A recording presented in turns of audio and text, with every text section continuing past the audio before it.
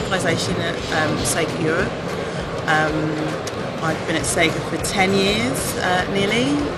Before that I worked at Activision for 5 years, and I've been in localization for nearly 20 years now.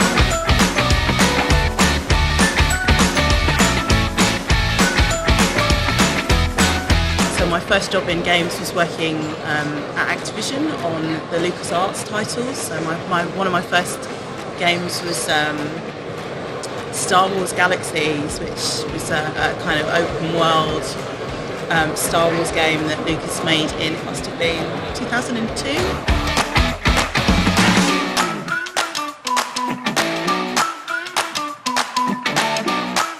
In Europe, yes, it's always from English. We also do Japanese to English, but that's handled by our American office. So they're responsible for any localization from Japanese into English for our Japanese titles.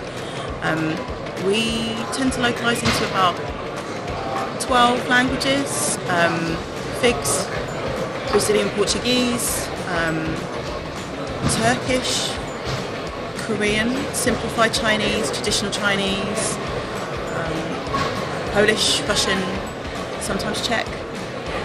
So we cover quite a big range of both Western European, Eastern European and Asian languages.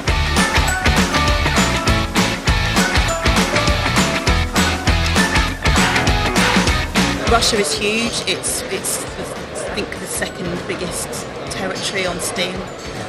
So it's hugely important for us. And also Russian consumers are very they're extremely, interested in good quality localization. They're used to having their content localized into their language, so we always get lots of, good and sometimes bad feedback from those territories on how we're localizing and how we're translating.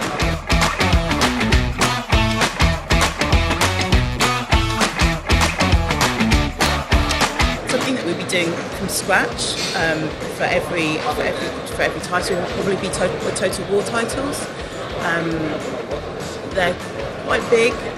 We also do localised VO for them and recording, so it's quite a coordination job, quite a project management job to bring all of those languages together and to get a really good quality product.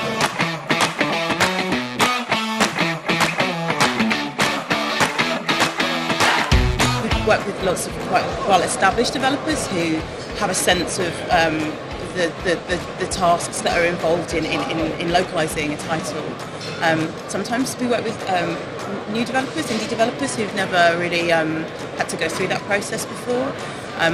The first bit of advice I think I would give them is to go and talk to somebody, either at a vendor or a publisher that knows about localisation, that can help you really pinpoint how your process internally needs to work and what languages you might want to think about doing. Obviously, when we work with a developer, we do that for them. But if you're not working with a publisher, a vendor can help you to do that. And then also, really kind of on a scheduling, it always takes twice as long as you think it's going to take. So maybe give yourself enough time in your schedule to really, complete your localization before you want to release your game. We see quite a lot that sometimes, a game releases and then perhaps they release a language later, and it really is it's really the best sort of experience for a consumer if you release everything at the same time. So give yourself enough time.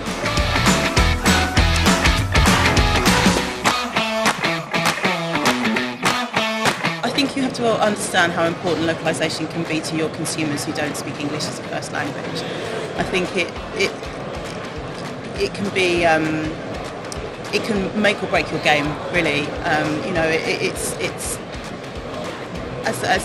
as the world gets smaller, actually, languages and cultures other than English or Anglo-Saxon culture, let's say, are more and more important to really feel like they're represented in games and the entertainment that people are playing.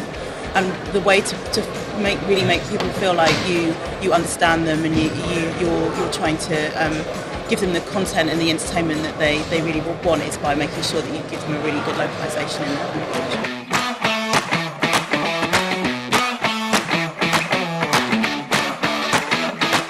So I came late to games. I only really kind of started playing games when I was at university, and one of my friends had, it must have been a SNES, I guess, and I think we used to play a lot of Donkey Kong. A lot, too much, but I probably would have done better at university if I hadn't played so much Donkey Kong. But yeah, that was the first game that really got me into playing games for pleasure.